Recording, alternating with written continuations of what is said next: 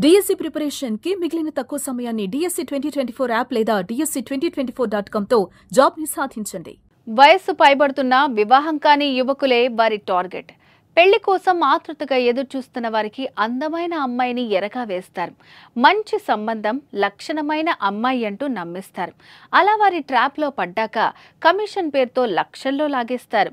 అనంతరం గుట్టుగా పెళ్లి జరిపించి అమ్మాయిని అత్తగారింటికి సాగనంపుతారు. అయితే ఇక్కడి నుంచి అసలు సినిమా మొదలవుతుంది. అత్తగారింటికి వెళ్లిన ఆ అమ్మాయి 2-3 రోజుల పాటు అనుకువగా మెసులుతుంది. అనంతరం అదను చూసి ఇంట్లో విలువైన వస్తువులతో ఉడాయిస్తుంది. ఇలా 1 కాదు 2 కాదు ఏకంగా 7 నెలల వ్యవధిలో 25 మంది యువకులను మోసం చేశారు. అయితే ఓ బాధితుడు ధైర్యంగా ముందుకు రావడంతో పెళ్లిళ్ల రాకెట్ గుట్టురట్టయింది.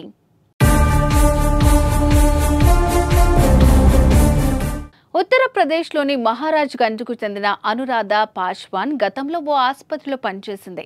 భర్తతో గొడవల కారణంగా విడాకులు తీసుకున్న అనురాధ ఆ తర్వాత మధ్యప్రదేశ్కు మక్కా మార్చింది. ఈ నేపథ్యంలో భోపాల్లో నివసిస్తున్న ఓ పెళ్లిళ్ల రాకెట్తో చేతులు కలిపింది. పెళ్లి కోసం ఆతృతగా ఎదురు చూస్తున్న యువకులను ఈ ముఠా సభ్యులు లక్ష్యంగా చేసుకునేవారు. సంబంధం కుదిర్చి పెడతామని చెప్పి భారీగా కమిషన్ వసూలు చేసి అనురాధ ఫోటో చూపించేవారు. ఆపై చట్టబద్ధంగా వివాహం జరిపించేవారు. ఆ తర్వాత అనురాధ కొద్ది రోజులు అత్తారింట్లో ఉండి వీలు చిక్కగానే బంగారం, నగదు, ఎలక్ట్రానిక్ వస్తువులతో రాత్రికి రాత్రే ఉడాయించేది. ఇలా వివిధ రాష్ట్రాల్లో 7 నెలల్లో 25 మందిని మోసం చేసింది. సవాయి మాధోపూర్కు చెందిన విష్ణు శర్మ అనే వ్యక్తి ఇచ్చిన ఫిర్యాదుతో ఈ మోసం వెలుగులోకి వచ్చింది.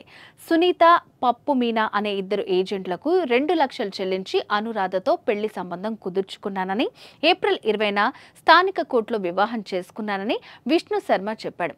అయితే ఇంట్లోని విలువైన వస్తువులతో అనురాధ మే 2న పారిపోయిందని పోలీసులకు ఫిర్యాదు చేశాడు.